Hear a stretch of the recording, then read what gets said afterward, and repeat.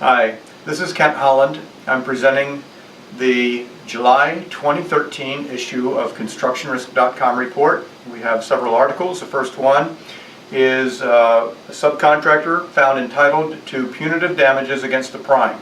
In this case, there was a written subcontract that called for the sub to perform debris removal north of the highway. This was related to Hurricane Katrina debris issues. And although the contract was only for work that was performed north of the highway, the sub also ended up doing work south of the highway and said that the prime told him to do so. Unfortunately, the sub never requested or received a contract mod for this additional work. There was no change order issued. And the prime later argued that it didn't know that the sub was doing all this extra work. Now, the court determined that the prime not only knew about the work, but had also included the sub's invoices in the payment request that the prime forwarded on to the county government for payment, and that the prime had actually been paid over $3 million from the county for the subcontractor's work that the prime then pocketed and didn't bother to give to the sub, saying, hey, you never got a change order. So the court found that the prime conduct was so egregious that the sub was entitled to recover its actual cost plus punitive damages. The next case involves a CGL insurance policy where the carrier was found to have a duty to defend the prime contractor based on subcontractor's work exception to the your work exclusion. Now in this case, the carrier was found to owe this duty to defend its insured against a homeowner suit that alleged defective work. And this was despite the fact that the complaint lacked any clarity that the work was performed by a subcontractor, and despite the lack of clarity that the work actually caused any damage to anything other than the work itself. And the complaint alleged the following: significant cracking in the foundation at the right rear corner of the dwelling, creating an unsafe and potentially life-threatening condition. Forrest recklessly performed or caused to be performed work of such poor workmanship that it created an unsafe condition causing a potentially deadly collapse of the residence. And Forrest recklessly constructed the foundation or recklessly caused to be constructed the foundation of the residence. Close quote. The carrier denied coverage on the basis that the your work exclusion applied to this situation because the allegations suggested that the work was performed by the prime contractor and that there was nothing in there specifically saying the work was by the sub. The court rejected that argument, saying that the use of the words "or caused to be performed," close quote, quote, "or caused to be constructed," close quote, were good enough to imply that a subcontractor performed the work. This is the case of Forrest Construction versus the Cincinnati Insurance Company.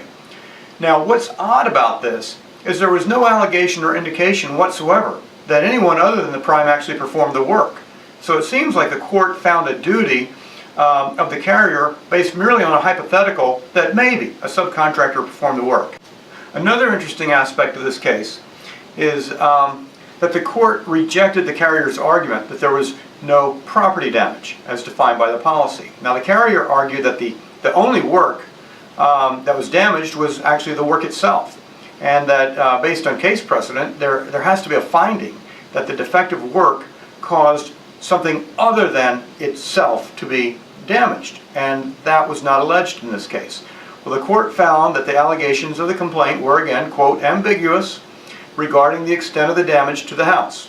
But despite that finding, the appellate court stated that, quote, while not a model of specificity as to the nature of the damages flowing from the faulty foundation, it implies that the faulty foundation caused damage elsewhere in and to the house and allegedly rendered the house unsafe to enter into, putting the carrier on notice that more than the foundation itself was affected by the faulty workmanship and that the homeowners were alleging loss of use of their property, close quote. So the court found that this ambiguous complaint must be interpreted in favor of providing coverage to the insured in this case. I find it also interesting that these allegations appear to suggest future damage, that things might fall down, that somebody might get harmed and might be injured. They don't show any current actual damage. And the court really didn't deal with that as well as I would have liked to have seen it address those issues. So it almost seems that by arguing that this might occur in the future, that triggers coverage. And many states would have decisions that hold exactly the opposite to that. That you can't anticipate future damages and say that's enough to trigger the policy. There has to be current damages right now to have coverage. The next case is another CGL carrier, this time under Connecticut law, found to owe a duty to defend the contractor.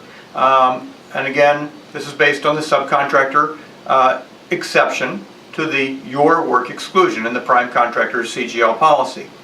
And so the carrier was held to have a duty to defend its named insured, a swimming pool construction prime, against suits by homeowners that alleged cracking in their new pools due to the defective workmanship by the concrete supply subs. And the summary judgment had been granted by the trial court in favor of the carrier, and that was reversed. The trial court found that the carrier owed no duty to defend the insured against the claims because they could not be deemed to be an accident, and thus there was no occurrence under the CGL policy.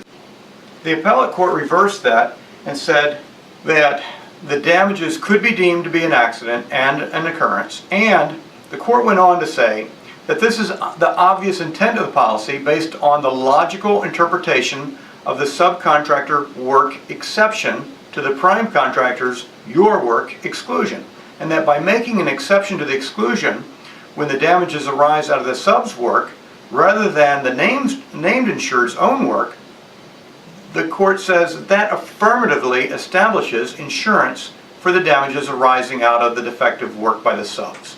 So in this case, since there was no dispute that the allegedly defective work in question was performed by subs, the carrier was required to defend the prime against the homeowner's suits. The next case is one involving indemnification, and the indemnity clause required the engineer to indemnify the owner for losses that it incurred, despite the fact that there were no third-party claims.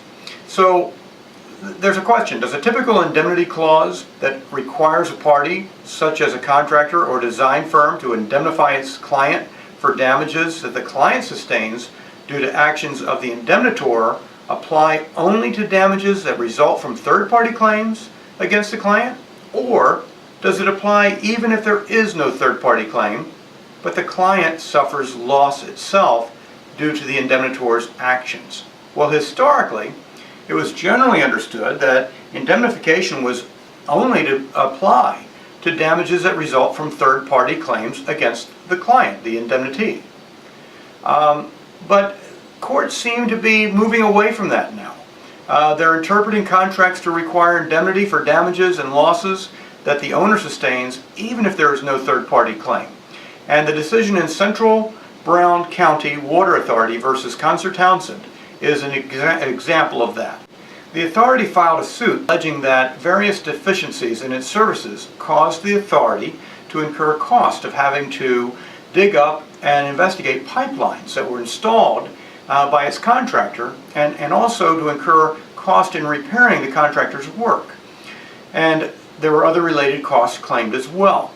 Now, the court rejected the engineer's argument that the damages that were being sought were barred by the language of the contract that provided that the engineer would perform in accordance with a generally accepted standard of care. And the contract said the following, quote, "If during the 2-year period following completion of all services covered by this agreement, it is shown that the engineer failed to meet those standards, the engineer shall indemnify the authority from and against any and all damages, loss, or cost, if and to the extent arising from the engineer's failure to meet generally accepted professional engineering standards." Close quote. Rather than applying the narrow definition of the Black's Law Dictionary that says that indemnity is, quote, "to reimburse another for a loss suffered because of a third party's or one's own act of default," close quote, the court cited the broader Webster's dictionary that says that indemnity, quote, is to make compensation to another for incurred hurt, loss, or damage, close quote.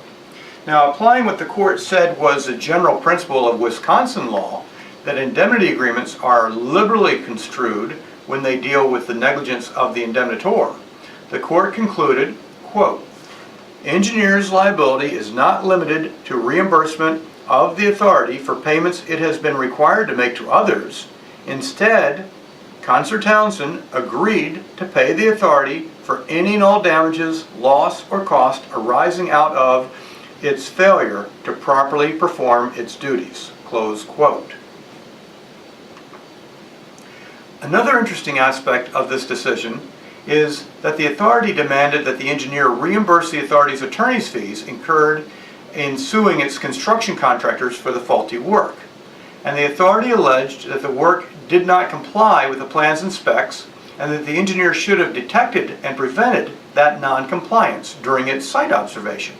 Well, the court dismissed that aspect of the authority's claim, holding that to allow recovery upon an allegation of mere negligence would contravene the American rule that holds attorney's fees are to be paid by each party regardless of who wins or loses. Now, I find this important because as you look at your typical indemnity clause, you see that it says in there you're going to indemnify, hold harmless, and that includes reasonable attorney's fees.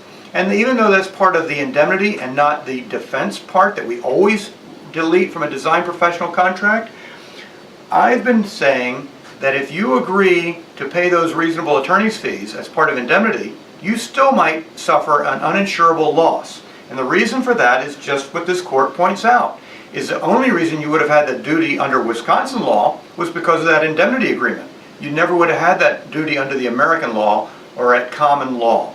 And because you have the contractual liability exclusion in the policy that says you do not have coverage for something that you only picked up a duty for by contractual language like the indemnity clause, then there's no coverage for that attorney's fees when incurred as indemnity. So just something to think about once again. That same Concert Townsend case is interesting, and I make another article on it concerning where the owner alleges only future possible damages and not current actual damages. Summary judgment must be granted to the engineer.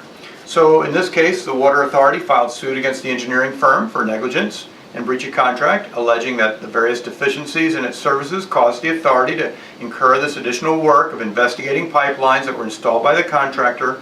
And the authority also alleged that it incurred costs in repairing the contractor's work and that these costs should be borne by the engineer. The engineer moved for summary judgment on the basis that the complaint alleged only future possible damage, that the pipes might leak in the future because of problems with them, but that there were no allegations in the complaint of any actual damage from the current pipeline failure. Well, the court agreed that as to the tort claim of negligence, the complaint has to be dismissed due to the absence of actual damage. But the breach of contract count was permitted to proceed because evidence was presented that was sufficient to raise an issue of whether the authority received the benefit of its contractual bargain, in that the authority presented some evidence that the pipeline that was built by the contractor was of lesser quality because the engineer breached its contractual duty to monitor and inspect the work to ensure installation in conformance with the plans and specs. And again, that's the Central Brown County Water Authority versus Concert Townsend. That wraps up our newsletter. My contact information is here on the last slide. You're welcome to contact me if you want more detail on these decisions. Please read the written version of this that you will see on the newsletter that comes out, and also will be maintained on the website at constructionrisk.com. Thanks for joining me.